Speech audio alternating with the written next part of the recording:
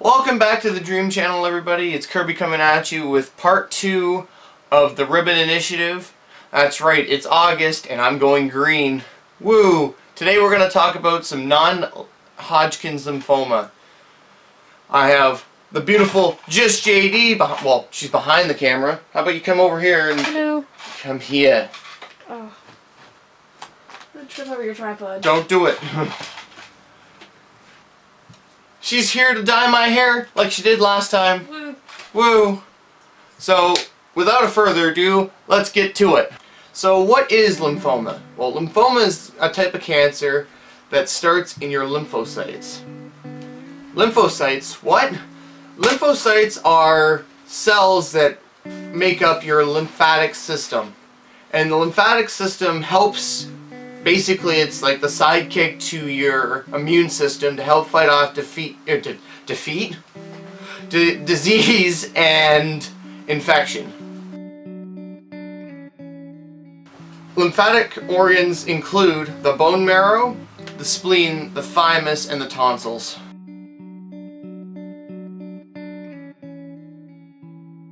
Okay, so lymphocytes are also grouped into two different types. B cells stay in the bone marrow to mature, and T-type cells go to the thymus to mature. Now there are over 30 types of NHL, Non-Hodgkins Lymphoma, and they've all been paired into two groups as well, B-cell lymphoma and T-cell lymphoma. And then these two types of lymphomas are graded on how slowly or quickly they will progress and spread. Low-grade lymphoma is basically, it's not going to move very quickly and the symptoms may show up very slowly. And then there's high-grade, which is very aggressive and it's going to spread really, really quick. And it's going to be boom, boom, boom, and there you have it. Okay, so NHL can start anywhere on the body. It usually starts in a group of lymph nodes. Usually it's just in one spot, but it could be anywhere. These parts include the neck, the underarm, the collarbone, the abdomen, and the groin. That just sounds really painful. NHL does not spread in a particular manner. It can be spread through any part of the body at any time. It goes through any tissue, any organ, through the lymphatic system or the bloodstream. So as you can tell, my hair is almost ready to be washed, well, on the waiting period of being washed out anyways.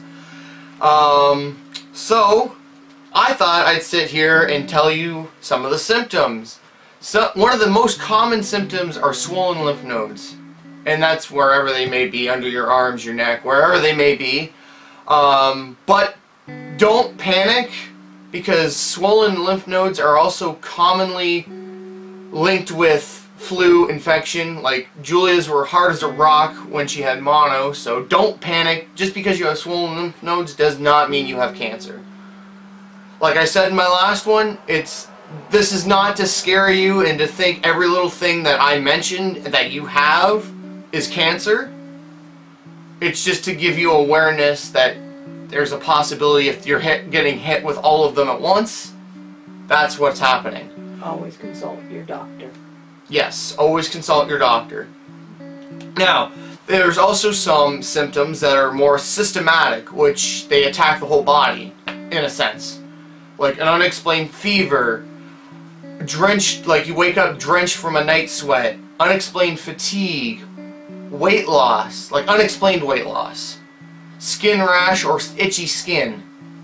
Those are many of the common side effects that, or not side effects, symptoms that will target more like your whole body in a sense, I guess. Like I said, there's systematic symptoms. There's other symptoms that are more targeted towards each part of your body, and I'm going to talk about those now. Okay, so chest symptoms, shortness of breath, that's it. And a cough. That's all it is. That's all you if it's in your chest, that's all you can go by. Abdominal symptoms include indigestion, a lump or swelling in the abdomen, an abdominal tenderness, like where that lump, maybe it's probably discomfort and pain there, nausea and vomiting, loss of appetite, so you're not hungry or anything, an enlarged liver or spleen, and anemia, which anemia is more of like a blood thing, but it could still be a sign. So brain symptoms, so it's kind of a different type of lymphoma if it's in your brain, but why do I keep thinking the side effects? Lymphoma is not a drug. What is going on? It looks a lot darker. Ew. Anyway, so brain symptoms, headaches, difficulty thinking, trouble moving body parts, so movement, no movement, seizures, and personality changes. So you're happy one minute, and then you could be like, I want to kill everybody in the world the next. Bone marrow symptoms, low blood count. So like you go to your doctor or whatever, and they say, hey, your blood is low. Well, that could be a problem. I mean, it's a problem already, but it could be a bigger problem. Reoccurring or constant infection, so your immune system or your lymphatic system is just not keeping up with it, like keeping up with infection and whatnot. And bleeding or reoccurring bruising, like you're always like, you could, and tomorrow it'll be bruised.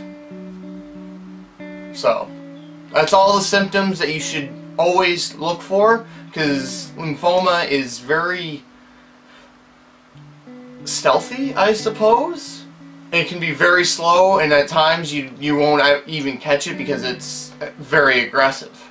It's kind of one of those things, it's a 50-50 thing, I guess. Time to go get my hair washed out. Okay, so, as you can see, we've got my hair all washed out and whatnot. Now I'm going to go over some of the treatments with you. So there's chemotherapy, radiation therapy, there's biological therapy, there's watchful waiting, which basically means, like I had already explained, how NHL can be really slow. That's the waiting part. It sucks, but with this you have to, I guess. There's surgery, and there's also stem cell transplant. Those are the treatments for NHL, or non-Hodgkins lymphoma. So here are some statistics for you. According to statistics in 2010, the estimate amounts are 1 in 43 Canadian males will be diagnosed with NHL. And that means 1 in 99 men could die from it. Now, flip the scale, and 1 in 50 women could be diagnosed with it. That means 1 in 118 women could die from non-Hodgkin's lymphoma. That's a huge number. Huge. So, that's it for today's Ribbon Initiative. I hope you guys enjoyed it. The donation page will be linked down below, along with the Cancer Society's website as well, so you can go check out what you can do yourself instead of donating. I mean, it would be nice, but not mandatory. I'm not going to make you do it. I'm not going to be like, you're a horrible person for not doing anything. No, that's not what I'm about.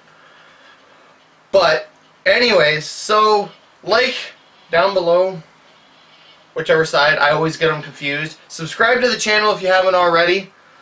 Like I said, I hope you guys enjoyed it, because I enjoyed making it for you.